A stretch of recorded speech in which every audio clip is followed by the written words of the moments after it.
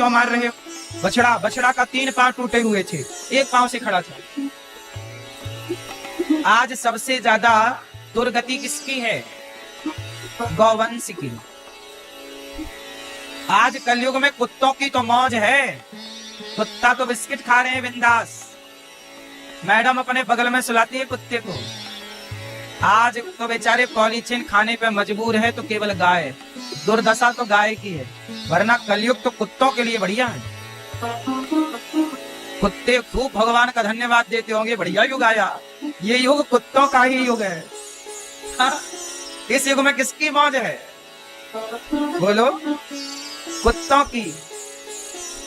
गैया का गोबर उठाने में दुर्गंध आती है मैडम को, वो कुत्ते की पट्टी साफ करने में बड़ा गौरवान्वित महसूस करती हैं खुद को कि हम बहुत पढ़ी लिखी एजुकेटेड हैं। कुत्ते की पट्टी उठा रही है, पढ़ी लिखी है।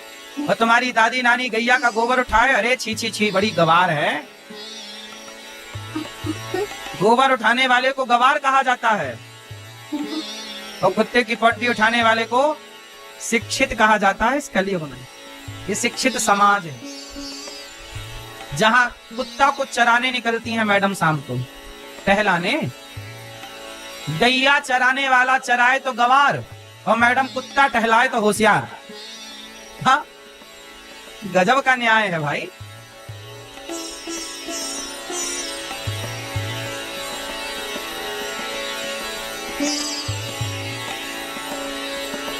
गौमूत्र पीने वाला गवार, और बिल्ली की पट्टी से बनी कॉफी पीने वाले होशियार।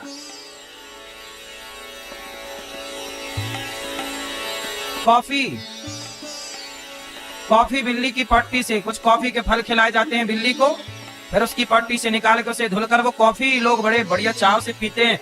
बिल्ली कैट कॉफी। उनकी शान बढ़ती है कैट कॉफी पीने में। हाँ या ना?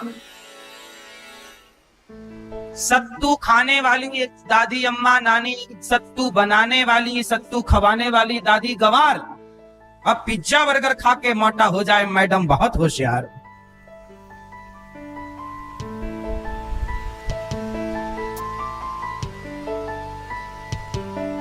कलयुग तो आज उल्टी गंगा बहा रहा है, माता पिता को बेटा ठोकर लगा रहा है। कलयुग है, कलयुग में गैया की इज्जत नहीं है। कुत्ते बिस्तर में बढ़िया डबल बेड में सो रहे हैं, और गैया की जो जगह थी गौचर भूमि, उसी को कब्जा कर लिया लोगों ने। अब गैया सड़क पे खड़ी रहती है, ट्रक वाला धक्का मारता, हाथ पांव टूट जाते हैं। गैया पुकारे तो पुकारे किसे, रोए तो किसके आगे रोए। राजा भी अच्छा नहीं कलयुग में कि गैया राजा के आगे। राजा आज सरकारी बूचड़ खाने चल रहे हैं। हमारे देश में कौन से बूचड़ खाने चल रहे हैं? सरकार जिनको लाइसेंस देती है, मतलब सरकार खुद गौ हत्या कराती है। भाई लाइसेंस मैंने तो बांटे नहीं ना, क्या आप लोगों ने बांटे हैं? बोलो। जिन नेताओं को आपने वोट देके नेता बनाया, वही नेता उस लाइसेंस में सिग्नेचर करते हैं जहां गाय को मारना लीगल करार दिया जाता है। जिस देश में राम आए तो गाय की पूजा किए, जिस देश में कृष्ण आए तो गैया के थन में मुंह लगा के दूध पिए, गाय के लिए गोवर्धन उठाया, गैया चराई। आज वो कन्हैया की गैया कट रही है और भारत के लोगों को कोई फर्क ही नहीं पड़ता। गौ हत्या होनी चाहिए या नहीं होनी चाहिए? क्यों होनी चाहिए? आप लोगों ने तो वोट दिया है कि साहब करो गौ हत्या। आपने वोट देने से पहले नेता से कहा क्या कि भैया हम आपको वोट दे रहे हैं पर गौ हत्या नहीं होनी चाहिए? बोलो। जो पहली पार्टियां थी वो भी बूचड़ खाना चलाती थी, जो वर्तमान सरकारें हैं ये भी बूचड़ खाना चला रही हैं, तो अंतर क्या है फिर? वोट तो गौ हत्यारों को ही जा रहा है। अब का चुनाव हो तो जरूर पूछिएगा अपने नेताजी से, साहब गौ हत्या कब बंद करोगे, तारीख बताओ, फिर वोट डालेंगे।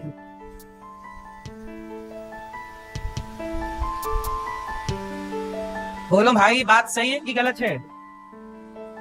आप लोग यदि चाहते हैं गौ हत्या होती रहे तो फिर हम क्या कर पाएंगे अकेले? और हम अकेले कर भी क्या सकते? क्या कर लिया हमने? हमने तो केवल गौशाला बनाई, हमने तो 400 गैया रखी हैं, 400 गैया की हम सेवा करते हैं। हम तो सेवा कर सकते हैं ना, हम कर रहे हैं।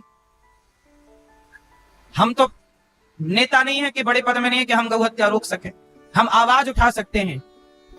कल को हम मर के जाएंगे तो भगवान पूछेंगे क्यों गौ हत्या हो रही थी, तुम बोले भी नहीं। कम से कम ईश्वर से कह सकते हैं कि प्रभु आवाज उठाई है, नहीं सुनी गई, वो राजा की गलती है, हमने अपना फर्ज तो निभाया। तो अगली बार मैया वोट डालने के पहले नेताजी से तारीख जरूर पूछ लेना कि भैया गौ हत्या की तारीख बता दो, कब बंद करोगे। और यदि आपने गौ हत्या की तारीख, गौ हत्या रोकने की तारीख नहीं बताई और वोट दिया, तो ये मानो कि आप लोग भी गौ हत्यारे ही माने जाओगे।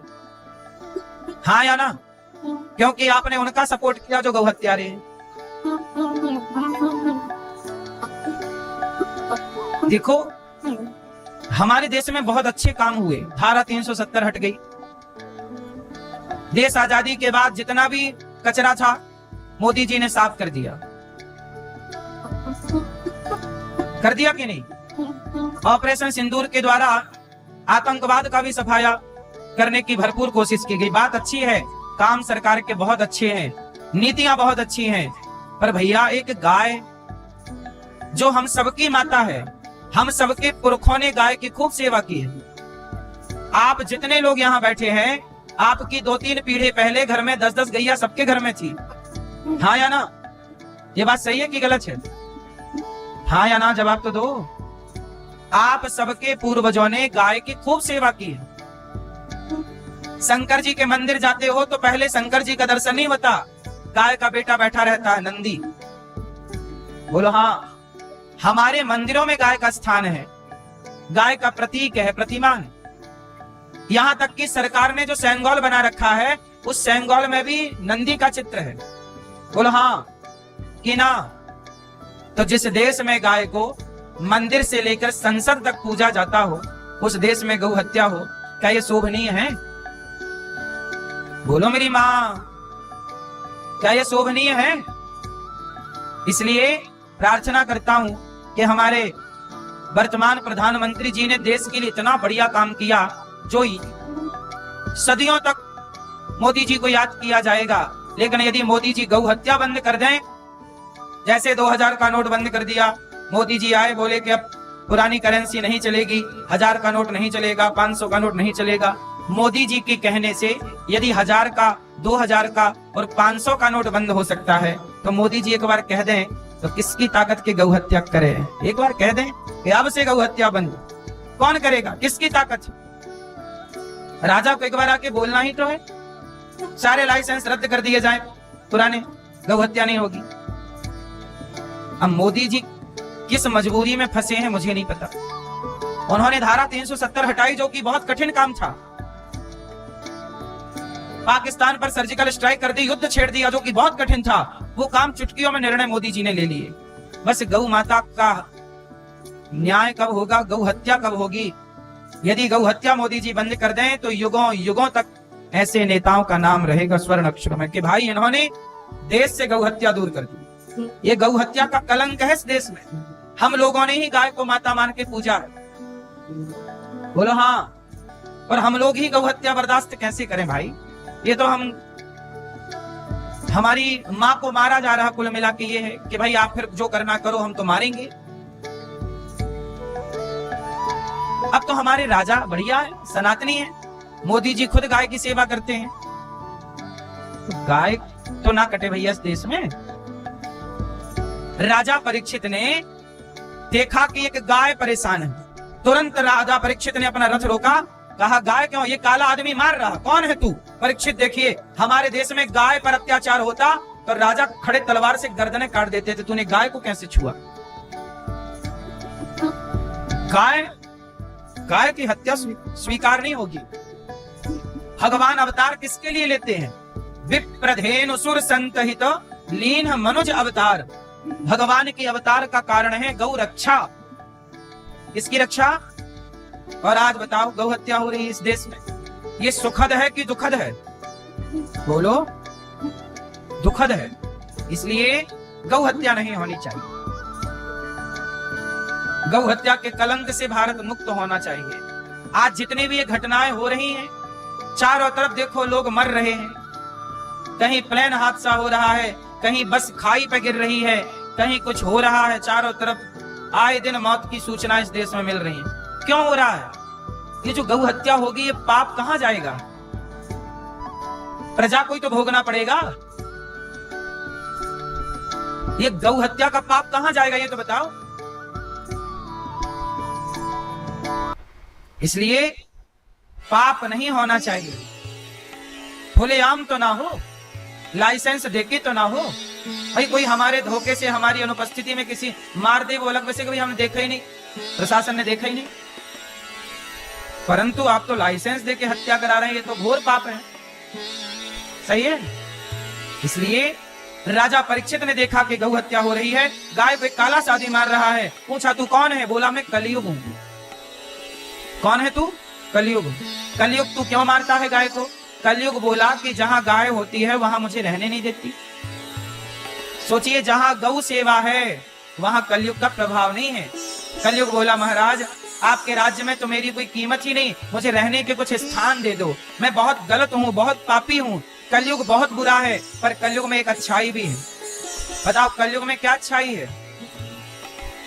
मैया खड़े हो तो बैठ जाओ मेरी माँ, जा रही हो तो जाओ, खड़े तो ना रहो बीचों बीच मेरी माँ। खड़े होके कथा नहीं सुनना चाहिए, बैठ के सुनना चाहिए। कथा सुनना भी एक मर्यादा है। सुनो ध्यान से। राजा परीक्षित ने कलयुग को कितने कमरे बनवाए? जोर से। कलयुग तो 4 जगह रहना। कहां? द्यूतम, पानम, स्त्रियः, सूना। कलयुग कहां रहेगा? कलयुग को परीक्षित ने पहला स्थान दिया जुआ। जहां जुआ होगा कलयुग वहां चले जाना, खेलने वालों की बुद्धि भ्रष्ट करना और सर्वनाश कर देना। इसलिए जो जुआ खेलता है उसका सर्वनाश होता ही होता है। इसलिए आप जुआ ना खेलना। आज के लड़के लड़कियां जुआ खेलने लग गए। क्रिकेट आजकल क्रिकेट नहीं रहा, आजकल क्रिकेट जुआ बन चुका है। बोलो हाँ कि ना? आजकल बड़े बड़े सुपर डुपर स्टार जुए का प्रचार करते हैं, खुलेआम प्रचार हो रहा है। किसका प्रचार हो रहा है कलयुग में? जुए का। यहां जुए का प्रचार हो रहा है और साधु संत जो बेचारे सही रास्ता बता रहे हैं उन्हें ये समाज पाखंडी कह रहा है। कलयुग है भाई, यहां सब उल्टे ही होंगे काम। गलत करने वाले को लोग सही मानेंगे। अब देखो आपके मोहल्ले में कोई शराब पीता हो, लड़की को छेड़ता हो, गांजा पीता हो, उसे कोई एक शब्द नहीं बोलता कि भाई तू शराब क्यों पीता है, तू लड़की क्यों छेड़ता है, तू गांजा क्यों पीता है। गलत करने वाले को कोई एक शब्द नहीं बोलता। लेकिन आप तिलक लगाओ, गले में तुलसी की माला पहनो तो पड़ोसी बोलेंगे अरे बड़े पंडित बन रहे हो, बड़ी मीरा बन रही है। मतलब समाज कहती है कि भैया तुम शराब पी रहे हो हम तुम्हें स्वीकार करेंगे, तुम लड़कियां छेड़ रहे हो हम तुम्हें स्वीकार करेंगे, तुम चरस अफीम पी रहे हो हम तुम्हें स्वीकार करेंगे, और तुम तिलक लगाओगे, तुलसी माला पहनोगे, सवेरे राम राम जपोगे, हम तुम्हें स्वीकार नहीं करेंगे। आजकल ऐसा है कि नहीं? बाजार में गलत करने वालों को कोई नहीं रोक रहा है, और तुम सही करो 10 लोग टोकेंगे। जैसे इन्हीं के बाप से पैसे लेके चंदन लगाए हो, जैसे इन्हीं के बाप से पैसे लेके तुलसी की माला पहने हो। बोलो हाँ। मतलब ये आज की दुनिया, कोई बुरा है उसे कोई नहीं बोला। लड़का लड़की क्लबों में जाके पूरी रात भांगड़ा डिस्को कर रहे हैं, पराये मर्द पराई स्त्री के संग, तब कोई नहीं बोल रहा कि भाई ये क्या चल रहा है। पर कोई कीर्तन करने लगे, पूजा करने लगे तो लोग क्या, अरे बड़ी मीरा बन रही है। हाँ तो तू बन जा, सूप न खा, ये तो मीरा ही बन रही है, गलत क्या कर रही है भाई? मीरा बनना गलत है, फिर तू क्या चाहती है, क्या बन जाए? सही रास्ते भी आज कोई चले तो 10 लोग मुंह भाए खड़े हैं, तो गलत चलने वालों को कोई रोक टोक नहीं है। इसलिए गलत करने वाले ज्यादा हैं अच्छा करने वाले कम है। अच्छा करने वालों को डर लगता है कि यार अभी तिलक लगाएंगे अभी ज्यादा तो लोग कहेंगे बड़े पाखंडी हो, बड़े तिलक लगाने वाले को बोलते बड़े पाखंडी हो। तिलक ना, अरे ये बताओ आप मंदिर जाते हो, बताओ मंदिर में, राम के मंदिर, कृष्ण के मंदिर में भगवान को तिलक लगा होता है कि नहीं? बोलो। तुम जिस आराध्य की आराधना करते हो वो परमात्मा जब तिलक लगाकर बैठा है तो तुम उनके भक्त होकर माथे पर तिलक क्यों नहीं लगाते? और अपने को बड़ा होशियार मानते हो कि नहीं जी तिलक की क्या जरूरत है। अरे जरूरत नहीं होती तो क्यों लगाने का बोला जाता? मुसलमान टोपी लगाता है कि नहीं? उसे कोई शर्म नहीं आती टोपी लगाने में, तुम्हें तिलक लगाने में शर्म है। जब तुम अपने धर्म का पालन ही नहीं करोगे तो तुम्हारी संतान क्या पालन करेगी? बोलो। ये देश में तो राजा लोग मर गए। जब हमारे देश में मुगल आए तो गुरु नानक, गुरु गोविंद सिंह जी के पुत्रों को खड़ा किया। 7 साल का बेटा था, 5 साल का बेटा था, गर्दन पे तलवार रख दी मुगलों ने। कहा कि धर्म परिवर्तन करो बच्चा, वरना मार देंगे, गर्दन काट देंगे। तो गुरु गोविंद सिंह जी के बच्चों ने क्या कहा? काट दो गर्दन। धर्म छोड़ा? बोलो। ऐसे लोगों का देश रहा ये। तुम जैसों का नहीं कि 4 लोग टोकने लग गए तो तुम तिलक लगाना छोड़ दिए, तुलसी की माला। अरे जब दुनिया टोकना नहीं छोड़ रही है तो आप अपना धर्म का पालन करना क्यों छोड़ रहे हैं? लोगों को टोकने दीजिए, रोकने दीजिए। आप उनकी बातों में क्यों आते हैं? यहां तो बच्चे दीवार में जिंदा चुनवा दिया मुगलों ने। ये इतिहास पढ़ा कि नहीं? आप लोगों ने सुना होगा। गुरु गोविंद सिंह जी के बच्चों को क्या नन्हे से बच्चे रहे, लेकिन धन्य है ऐसे बच्चे, मर गए पर धर्म को नहीं छोड़ा। मैया कैसे बच्चे पैदा कर रही हो आप लोग? शराब पी रहे हैं, क्लबों में जा जाके नाच रहे हैं पराई औरतों के संग। ये क्या तुमने बच्चे पैदा किए कि गीदड़ पैदा कर लिए? अरे अच्छी औलाद पैदा करोगे तो देश अच्छा होगा। ऐसे नालायकों से देश का कुछ भला नहीं होना। क्लब छाप लोगों के भरोसे रहोगे तो क्या होगा? इस देश को नालायक नहीं चाहिए। नालायक तो हैं, लायक चाहिए। पेट भर लेना कोई बड़ी बात नहीं है। पेट तो कुत्ता भी भर रहा अपना, भूखा तो कुत्ता भी नहीं है। बेटा पैदा की हो ना मेरी माँ तो उसे जिम्मेदारी से संस्कारी बनाना। पैदा करके यूं छोड़ मत देना। पैदा करके तो सुअर छोड़ देते हैं, घूमते रहते हैं नाली वाली में। आप इंसान हैं, आपकी जिम्मेदारी केवल बच्चों को जन्म देना नहीं, बच्चों को पाल पोस के संस्कारवान बना के समाज की सेवा के लिए, इस राष्ट्र की सेवा के लिए समर्पित करना है। यही एक माँ का कर्तव्य है। माता जीजाबाई कैसी माता थी? अपने बेटे को शिवाजी बना के देश को समर्पित कर दिया। बचपन से पढ़ाया, छोटी छोटी कहानी किस्सों के द्वारा बच्चे को संस्कारी बनाया और सौंप दिया देश को। अरे बेटा ऐसा हो जो देश के लिए काम करे, देश की सेवा में समर्पित हो, राष्ट्र के लिए रहे। अब आजकल के तो क्या बताएं, लड़के लड़कियां बस केवल घूम रहे हैं, इश्क विस्क कर रहे हैं, बस इश्क विस्क प्यार व्यार, इसके सिवा कुछ नहीं है। बोलो हाँ। फिर ऐसे बच्चों से आपका ही भला ना होगा मेरी माँ। ये बेटा तुम्हें गिलास और पानी ना देगा बुढ़ापे में, इससे तुम्हारा भला नहीं है तो इससे देश का क्या भला होगा? ये तो तुम्हारे ऊपर बोझ है। तो देश के ऊपर कितना बड़ा बोझ होगा? तो आप देश के ऊपर बोझ देके जा रही हो। इसलिए कहते हैं जननी जने तो भक्त जने, जननी जने तो भक्त जने। या दाता या सूर, या दानी पैदा करो या सूरवीर पैदा करो। जननी जने तो भक्त जने, या दाता या सूर, वरना तो बंध्या भली, वरना तो बांझ अच्छी है, वरना तो बंध्या भली, काहे गवावे नूर। क्यों अपना खून बहाती हो?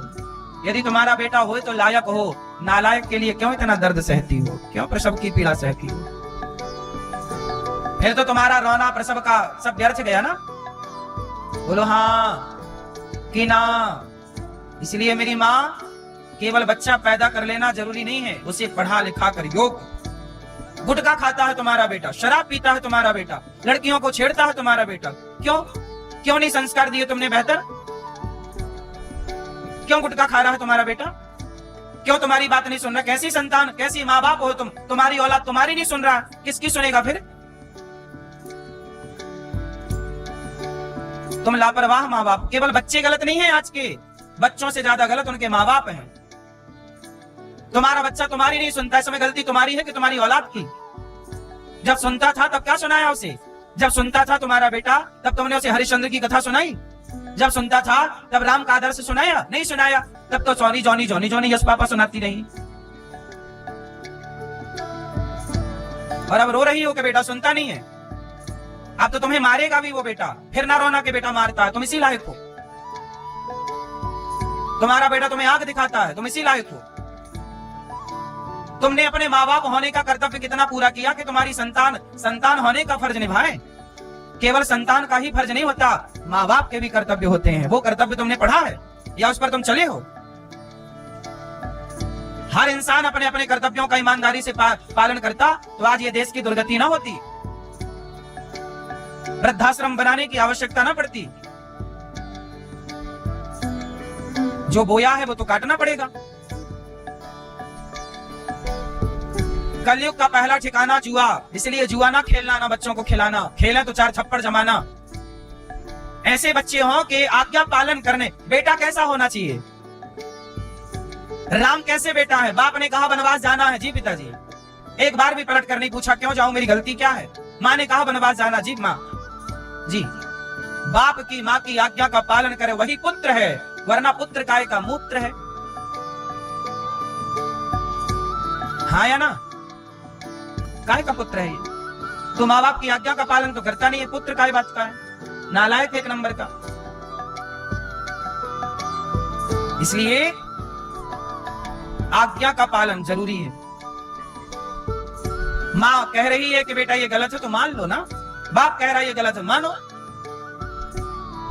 कलयुग का पहला ठिकाना जुआ। दूसरा पानम, शराब। जहां शराब है वहां कलयुग है। शराब ना पीना वरना सर्वनाश होगा। जिनने पिया देख लो उनके घर जाके। शराब पीकर परेशान है पत्नियां, शराब पीकर के परेशान है उनके पुत्र। आदमी शराब पीता है, पत्नियां भोगती है। भाई आप लोग भी पीती हो शराब? आजकल तो एडवांस महिलाएं भी पीने लग गई। पुरुष तो पीते ही पीते थे, महिलाएं पीने लग गई। कौन भैया पीती है इनमें से?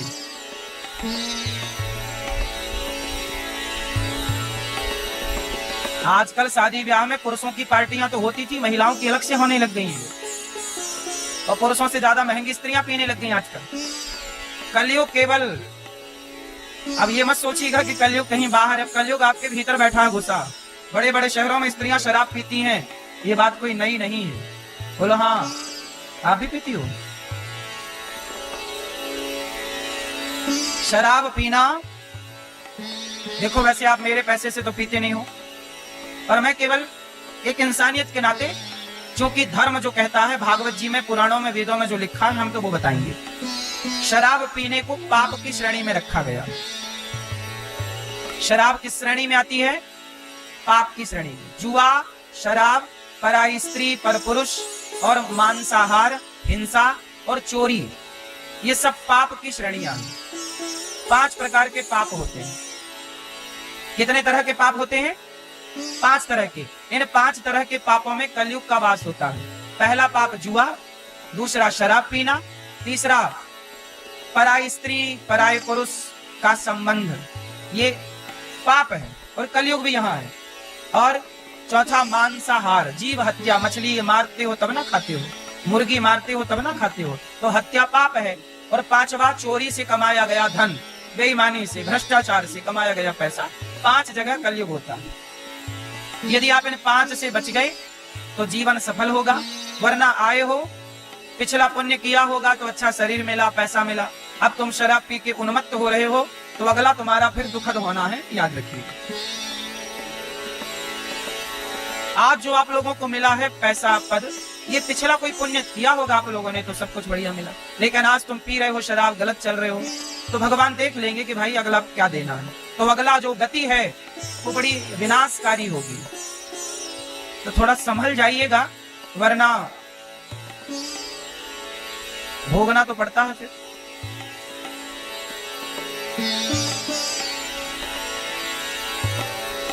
राजा परीक्षित ने कलयुग को 4 कमरे बनवाए। 5वां, राजा परीक्षित के सिर पे मुकुट था। वो मुकुट जरासंध का था तो राजा परीक्षित को जरासंध के मुकुट पहनने के कारण, क्योंकि वो भी दूसरे का आपने पहन लिया, तो राजा परीक्षित जी के सिर पे आके कलयुग बैठ गया और राजा परीक्षित जी से अपराध हो गया। उन्होंने एक साधु का अपमान कर दिया। किसका अपमान कर दिया? संत का अपमान कर दिया। तो संत के गले में मरा हुआ सांप डाल दिया।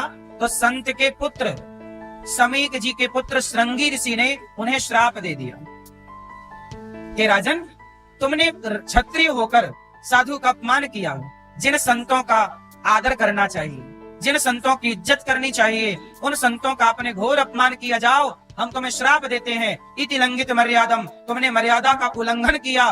तक्ष का हसब तुम्हें हनी, आज से 7वें दिन तक्षक तुम्हें डसेगा और तुम्हारी मृत्यु होगी। राजा परीक्षित जी को जब आप संत का, साधु का तिरस्कार करते, अपमान करते हैं, तो आपकी उम्र घट जाती है, और किसी साधु संत का सम्मान करते हैं तो संत आशीर्वाद देते हैं, आपकी उम्र बढ़ जाती है।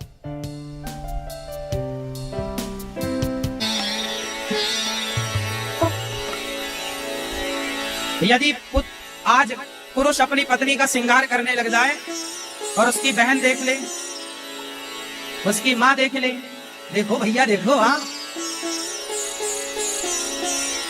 जबकि चाहते सब हैं कि मेरा पति मुझे समय दे और मेरा ख्याल रखे, और रखना चाहिए, लेकिन ये चीज लोग पचा ना पाते, नहीं पचा पाते, रीति है, क्या बताएं। फ्रैंकली रहना आजकल, इसी चक्कर में ना फ्रैंकली का मतलब बदल गया। आजकल फ्रैंकली का मतलब ये हो गया, आप खुले में घूम रहे हैं, कम कपड़े पहन के जा रहे हैं, क्लबों में जाके पर पुरुष पर स्त्रियों के संग नाच रहे हैं। फ्रैंकली का मतलब ये हो गया, जबकि फ्रैंकली का मतलब ये नहीं था।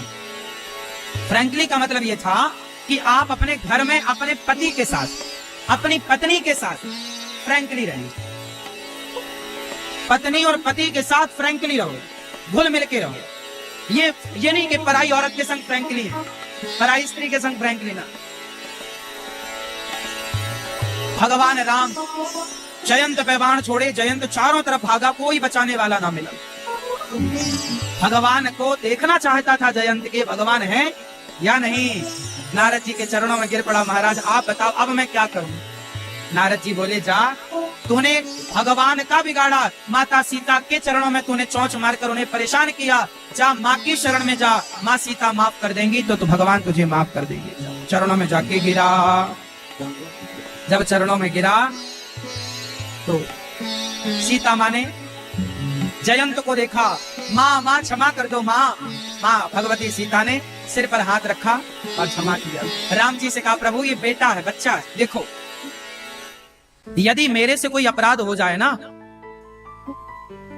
तो भगवान माफ नहीं करते, इसलिए हम लोग अकेले राम की पूजा नहीं करते, कृष्ण की पूजा नहीं करते, हम सीता राम लक्ष्मी नारायण की पूजा, कि हमारे भगवान शायद माफ ना करें, पर हमारी माता भगवती हमारे। तुम्हारी अभी बुद्धि बच्चों की है, तुम्हारी बुद्धि का विषय नहीं। राधा आधार है सृष्टि का,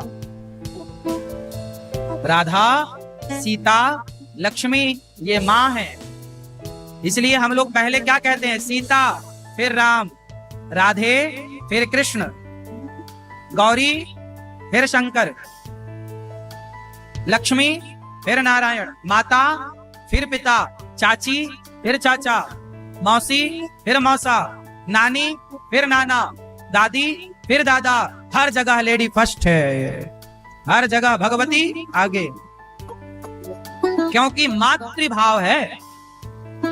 पिता थोड़ा कड़क स्वभाव का होता, माँ कोमल स्वभाव की होती, इसलिए माँ। इसलिए कहा त्वमेव माता च पिता त्वमेव, पिता दूसरे नंबर पर, माता पहले नंबर पर। माता रामो मत पिता रामचंद्र। अब जयंत को प्रभु ने क्षमा किया।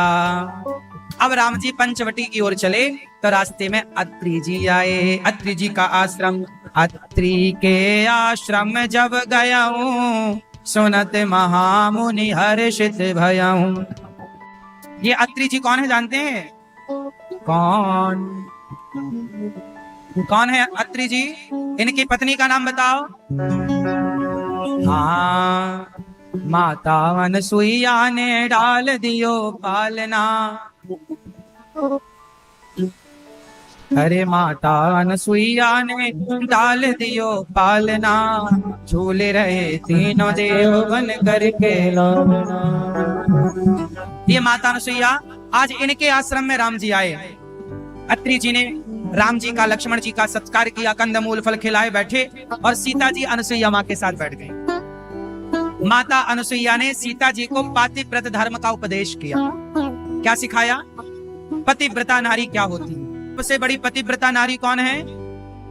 कौन? माता अनसुईया। अच्छा बताओ, पतिव्रता नारियों के क्या लक्षण होते हैं? आप बताओ, पतिव्रता नारी के क्या लक्षण है? बताओ मैया, ओ पीली मैया, ओ पंचायती मैया, पीली और पंचायती मैया, बैठो मेरी माँ। बताओ, पतिव्रता नारी किसे कहते हैं? किसे कहते हैं मैया? हा? पति को ऐसे नोचती रहे? हाँ, ऐसी कह रही हो? अच्छा, हमें कहा ऐसे ऐसे तुम कह रही हो, हमें लगा नोचती रहे। हाँ? पतिव्रता नारी कौन? ओ मोबाइल वाली मैया, पतिव्रता नारी कौन? आप बताओ, बताओ मेरी माँ, पतिव्रता नारी के क्या लक्षण है? हाँ, पतिव्रता नारी के लक्षण है धीरज, धर्म, मित्र, अरुणारी, आपत्ति काल परखिए चारी। पत्नी की पहचान कब होती है? मेरी पत्नी अच्छी है या बुरी है, ये कब पता लगता है?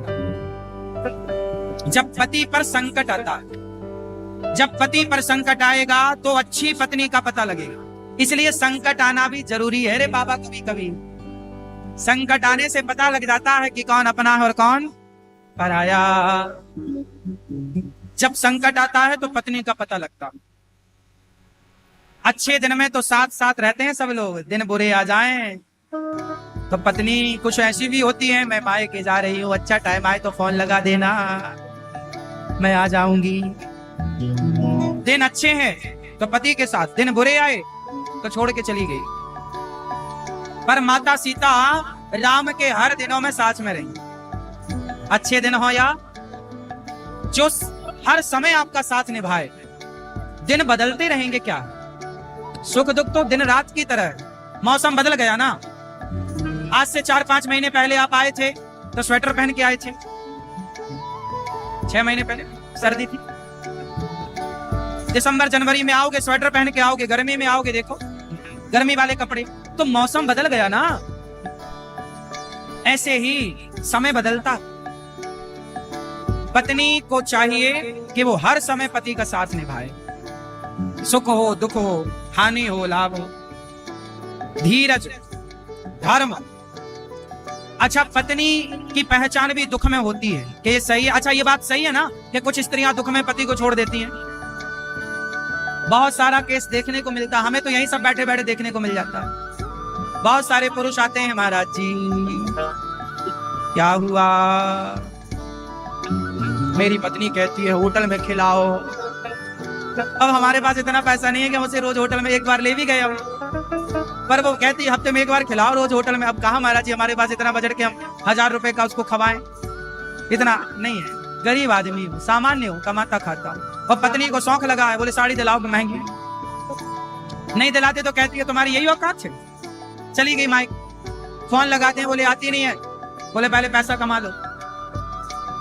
तो ऐसे भी हैं जो पति का साथ तब छोड़ देती हैं जब पैसा ना हो। इसलिए तो कहा सुख के सब साथी, दुख में ना। यहाँ माता अनुसुईया ने 4 प्रकार की स्त्रियों का वर्णन किया। स्त्रियां कितने प्रकार की होती हैं? जोर से अब सुनना कि आप कौन सी वाली हो, आपका नंबर कौन सी वाली, मैं सुन लेना, अभी सबके लिए आएगा। उत्तम के बस, उत्तम के यस बस मन माही, सपने हुआन पुरुष जग नाही।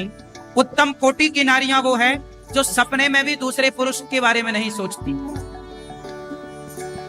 उत्तम कोटि की, उच्च क्वालिटी की पत्नियां कौन? जो सपने में भी पर पुरुष के बारे में ना सोचें, वो पतिव्रता है।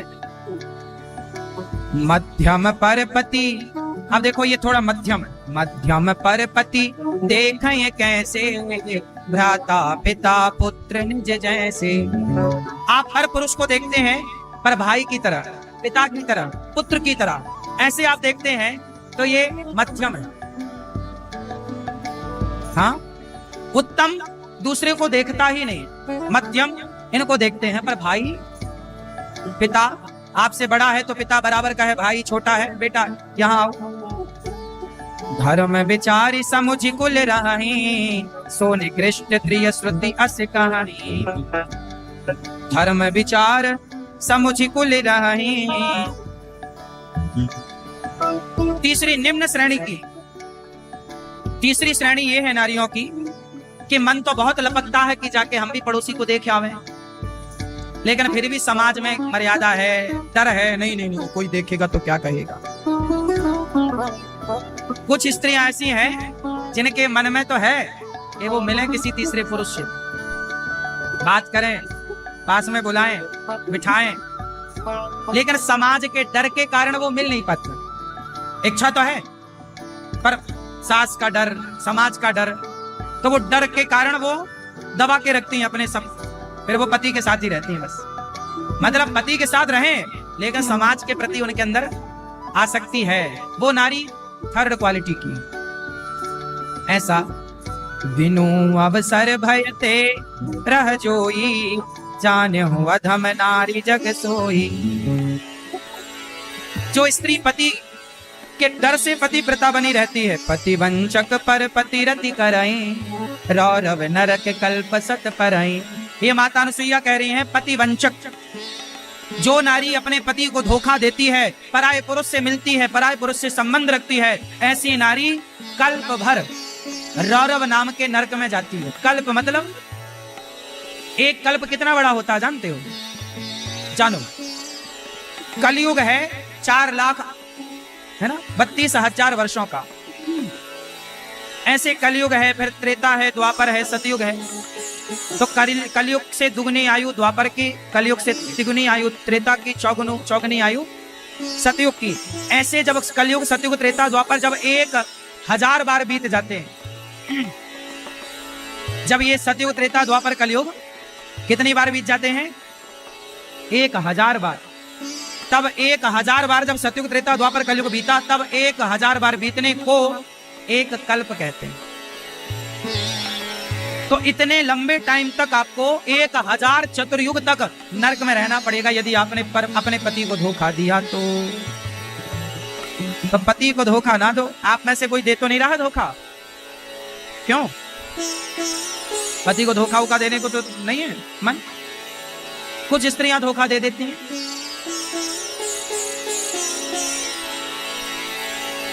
एक पुरुष मेरे पास आया कुछ दिन पहले, बोला महाराज जी मुझे बचा लो। हमने कहा बचा लो? काहे बचा ले भैया, क्या तुम पे संकट आया? तुम तो बढ़िया हो, क्या बचाएं? बोले महाराज जी मुझे एक पराई औरत मेरी पड़ोस में रहती है, रोज बुलाती है। मैंने कहा बुलाती है तो काहे जाता है? बोले क्या करें महाराज जी, पहली बार गए थे तो मैंने कहा उसका ब्याह हो गया? हाँ। बोले उसका पति है। मैंने कहा उसके पति को पता नहीं है कि तू मिलने जाता है? बोले थोड़ा थोड़ा पता है, कंफर्म नहीं हो उसको। मैंने कहा तू गलत कर रहा है, किसी पराई स्त्री की तरफ देख रहा है, तेरा तो सत्यानाश होगा, उस स्त्री का भी सर्वनाश हो। तो समाज में ऐसे भी लुका छिपा सब चल रहा है। अब ये तो भगवान ही जाने कि कौन कैसा है। आजकल तो आदमी को मौका मिले तो देख लो। जेठालाल को जरा मौका मिला कि बबीता की तरफ देखा, ऐसे ही चल रहा है। हाँ या ना? इस दुनिया में आज इसलिए कहता हूं पत्नी पतिव्रता हो, पुरुष पत्नी व्रता हो, पर नारी की तरफ बिल्कुल दाग झांक नहीं। ये मन का भरोसा नहीं कब आपको डुबाए। ये मन बड़ा चंचल है, इसलिए मन पे भरोसा ना करना। समय से शादी ब्याह कर लो, अपनी पत्नी के साथ बिंदास रहो, पति के साथ रहो, यहाँ वहां बिल्कुल ना देखो। ऐसा हम नहीं कह रहे हैं, माता अनुसुईया कह रही हैं। पतिव्रता नारी सबसे उत्तम कोटि की नारी है। पतिव्रता कैसी है? एक ही धर्म एक व्रत नैमा, काय वचन मम पति पद प्रेमा। एक ही धर्म। अच्छा, अब राम जी आगे चले, और जब आगे चले ना तो वहां शरभंग जी का आश्रम था। शरभंग जी से मिले, अनसुईया मां से विदा हुए, शरभंग जी का दर्शन करते हुए राम जी आगे चले। फिर वहां पर शरभंग जी का दर्शन करके जब राम जी आगे चले तो वहां एक हड्डियों का पहाड़ देखा। शरभंग जी भगवत धाम गए, पहाड़ देखा।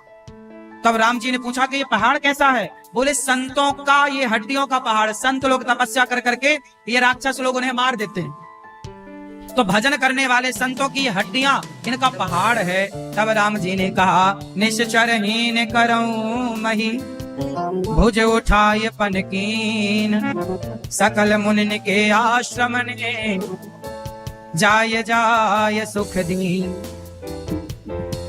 अब राम जी आगे चले तो अगस्त जी के शिष्य थे सुतीक्षण जी। मुनि अगस्त कर शिष्य सुजाना, नाम सुतीक्षण रति भगवाना।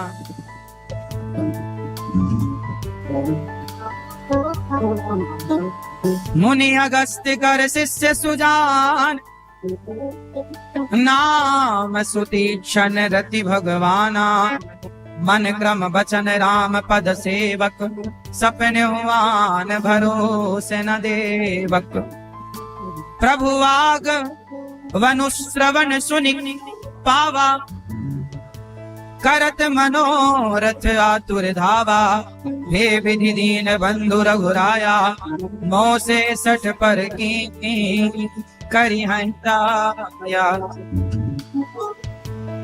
आज सुतीक्षण जी के आश्रम में जब राम जी आए तो सुतीक्षण जी चरणों में गिर पड़े। ये सुतीक्षण जी कौन है? अगस्त जी के शिष्य। ये सुतीक्षण जी जब छोटे से थे ना तो इनके गुरु जी कहीं यात्रा पर गए 5-10 दिन के लिए। एक दिन क्या हुआ कि सुतीक्षण जी स्नान करने गए नदी, और पास में ही ना उनके भगवान जी, गुरु जी ने कहा मैं जा रहा हूं, मेरे भगवान जी को शालिग्राम जी थे, इनको नहला धुला करके बढ़िया पूजा कर दिया करो। तो सुतीक्षण जी उस समय बच्चे थे और यही आषाढ़ का मौसम था। गए नहाने और भगवान की सिंहासन भी लेकर गए, साथ के शालिग्राम जी को भी नहवाएंगे, डुबकियां लगवाएंगे। और पास में बढ़िया जामुन का पेड़ था। गाय का पेड़, जामुन, बड़ी लच्छे लच्छे लटक रहे जामुन के गुच्छे, काली काली जामुन, मस्त। ये जामुन का ही सीजन चल रहा है,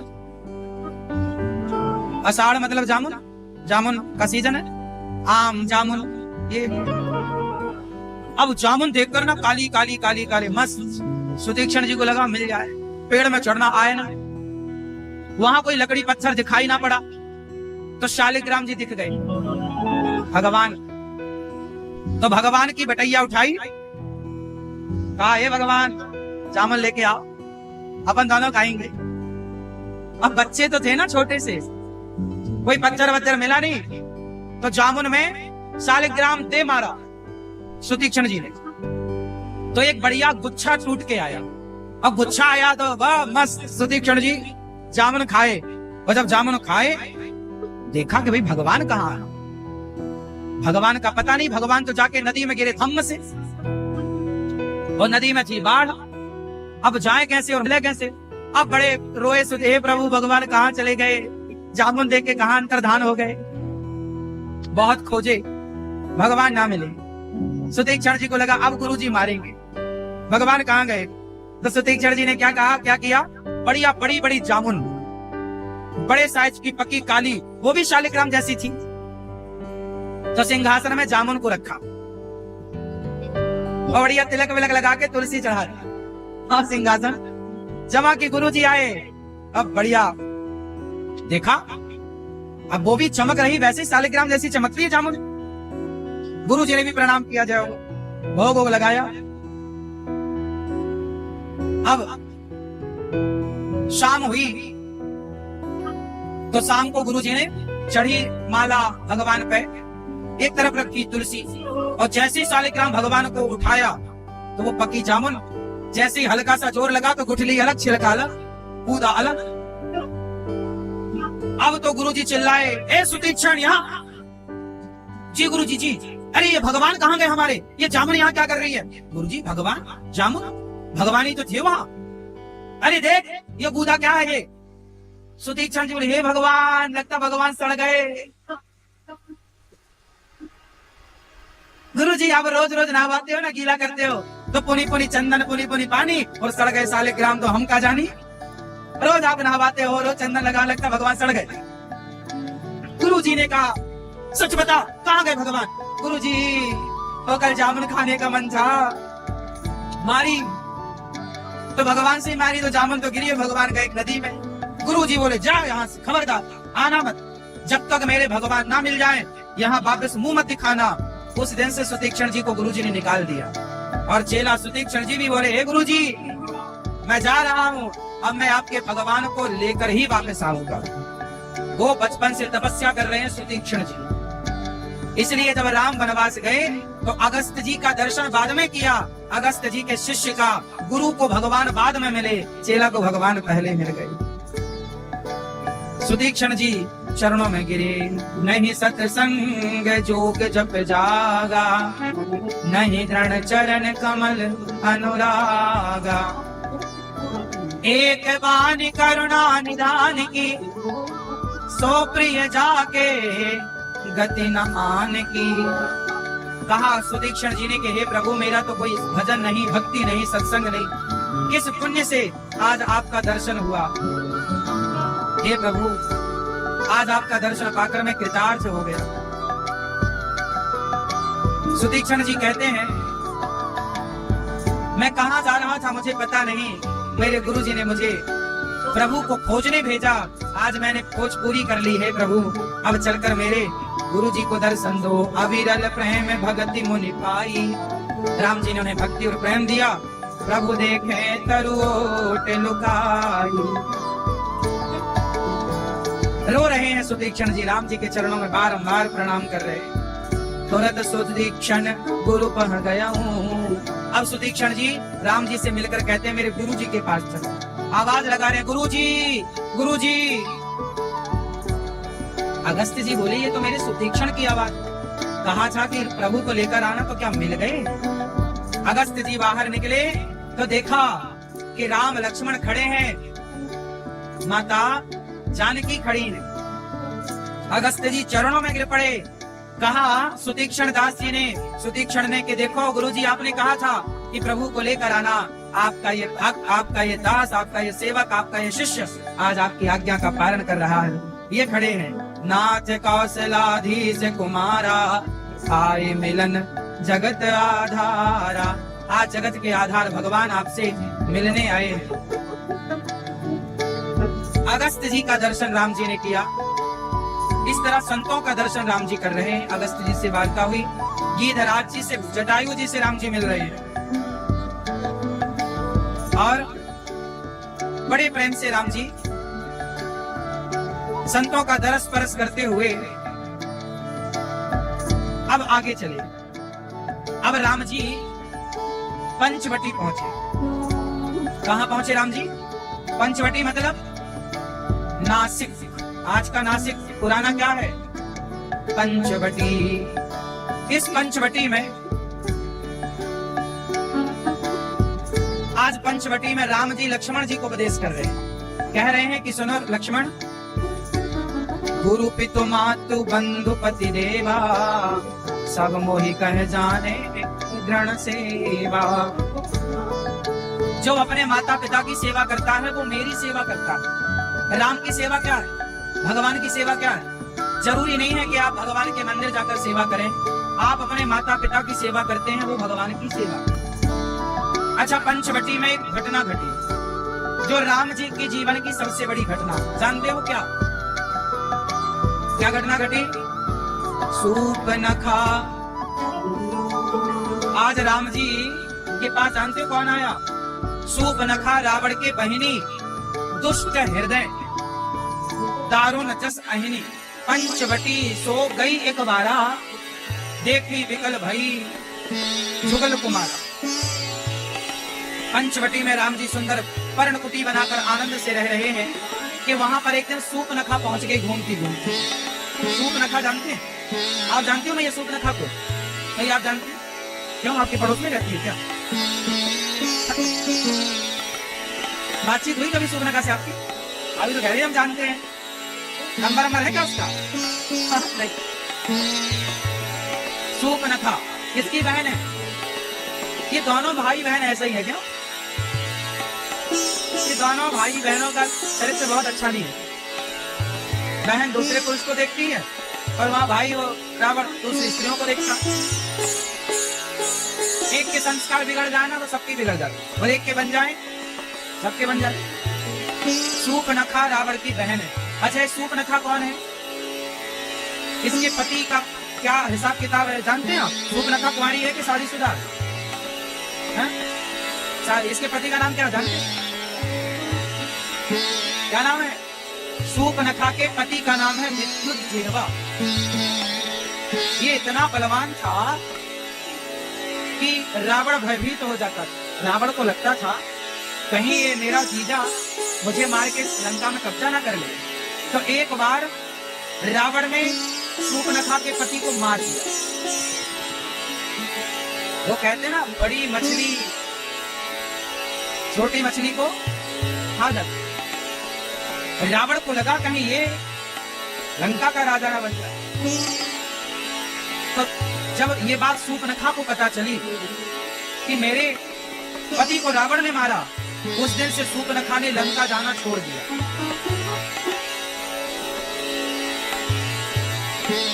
आज सूर्पनखा भ्रमण करती करती आई तो आकाश से देखा कि वाह, ये जंगल में ये दो पुरुष कितने सुंदर हैं।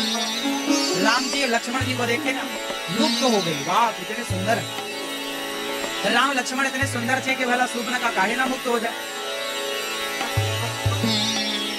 अब सूर्पनखा ने जब राम को देखा तो वो सोची कि मैं तो राक्षसी रूप में हूँ, वो बड़े राक्षस स्वभाव में रहती, बड़ी सुंदरी बन गई। और सुंदरी बन करके राम जी के पास गई। राम जी ने देखा कोई बहुत सुंदर महिला आ रही है, छम छम छम छम पायल, करधन, बाजूबंद, गले में सुंदर हार, कानों में सुंदर झुमका, बड़ी सुंदर मनमोहक उसका स्वरूप। सूर्पनखा माया जानती थी ना, माया से अपने आप को सुंदर बना लिया, दिव्य बना लिया। और सुंदर बन करके गई कहाँ? राम जी से कहने कि हम आपसे बहुत प्यार करने लगे है ना। अच्छा, आजकल ना लड़का लड़की एक दूसरे को देखते हैं और इनको प्यार हो जाता है। ऐसे ही सूर्पनखा को भी हो गया। एक बार किसी को देखा प्यार हो गया। ये प्यार नहीं है। सूर्पनखा कोई राम से प्यार थोड़ी करती है, वो तो राम की सुंदरता पर मर गई ना। कितने सुंदर हो आप। कुछ स्त्रियों को, कुछ पुरुषों को सुंदरता आकर्षित कर लेती है किसी की, तो कुछ लोगों को पैसा आकर्षित कर लेता है। ये जो आकर्षण है ये शरीर का आकर्षण है, धन का आकर्षण है, ये प्यार नहीं है। आजकल के लड़का लड़की जैसे प्यार कह रहे हैं, वो प्यार नहीं है, वो शरीर का आकर्षण है। क्या है वो? शरीर का आकर्षण। सूर्पनखा गई, क्या कह रही है? तो सम पुरुष नमो सम नारी। क्या बढ़िया कह रही है सूर्पनखा, तेरे जैसा पुरुष नहीं है कोई। क्या सुंदर, क्या खूब लगते हो। और सुनो, अपनी तारीफ भी कर रही है, मो सम नारी, सुनो मेरी तरह भी कोई नहीं है। अच्छा, मैंने सुना है कि स्त्रियों को अपने से सुंदर कोई दूसरी स्त्री नहीं लगती, ये बात सही है क्या? हाँ, स्त्रियों को ऐसा लगता है कि मैं ज्यादा सुंदर हूं, उसमें क्या रखा। सूर्पनखा कहती है देखो मैं कितनी सुंदर हूं। मैंने सुना है कि स्त्रियां कभी दूसरी स्त्री की सुंदरता पर प्रभावित नहीं होती, ये बात सही है क्या? क्यों? ये बात सही है कि गलत है? नारी ना मोह है नारी के रूपा लिखा, बात सही है? स्त्रियां, उन्हें लगता हम बहुत सुंदर। सीता में क्या रखा है? सीता में क्या रखा है, ऐसा सूर्पनखा ने कहा। बोले हम बहुत सुंदर हैं, हमसे ब्याह कर लो। हम बहुत सुंदर है ना, तो सम पुरुष न मोह सम नारी, तुम सम पुरुष न मोह सम नारी, यह संजोग विधि। राम जी ने ब्रह्मा जी से कहा क्यों विधि? हे विधाता तुमने कहा हमारा इसका सही, झूठ कह रही है। बोले हमारा तुम्हारा ब्याह ब्रह्मा जी ने फिक्स कर दिया। ब्रह्मा जी से राम जी ने कहा कब किया? बोले झूठ कह रही है। मम अनुरूप पुरुष जगन माही, देखे खोज लोक त्यों नाही, ताते अब लगी रहूं कुमारी, मनो माना कछु तुम्हें निहारी। शूर्पणखा कहती है कि मेरे अनुसार कोई पुरुष नहीं मिला मुझे, इसलिए मैं अब तक कुंवारी हूं। देखो झूठ कह रही है कि मैं कुंवारी हूं। ये कुछ स्त्रियों की चाल होती है, कुछ स्त्रियां पुरुषों को ऐसे ही फंसाती हैं जैसे शूर्पणखा फंसा रही है। इसलिए समझदार पुरुष हो जो स्त्री के इस जाल में ना फंसे। पर स्त्री के जाल, स्त्री मतलब पर स्त्री, यहां जब भी ये बात कही जाएगी तो पर स्त्री के बारे में। पुरुषों को कभी भी पर स्त्री के जाल में नहीं फंसना चाहिए। पर स्त्रियां क्या करती हैं? पर स्त्रियां जो आपको फंसाना चाहेंगी उनका मैं कुछ बता दूं, हिसाब किताब कैसे रहता है बताऊं? तो सुन लो। जब पराई औरत आपको फंसाना चाहती है तो उसका पहला पार्ट क्या होता है? वो सबसे पहले आपके आगे आके रोएगी। क्या करेगी? और झूठा मूठा ही वो अपना दुख की एक कहानी बनाएगी कि मेरा पति है, वो तो देखता भी नहीं है, प्यार भी नहीं करता। फिर आप बनोगे उसके, हाँ मैं तो हूं, काहे रोती है?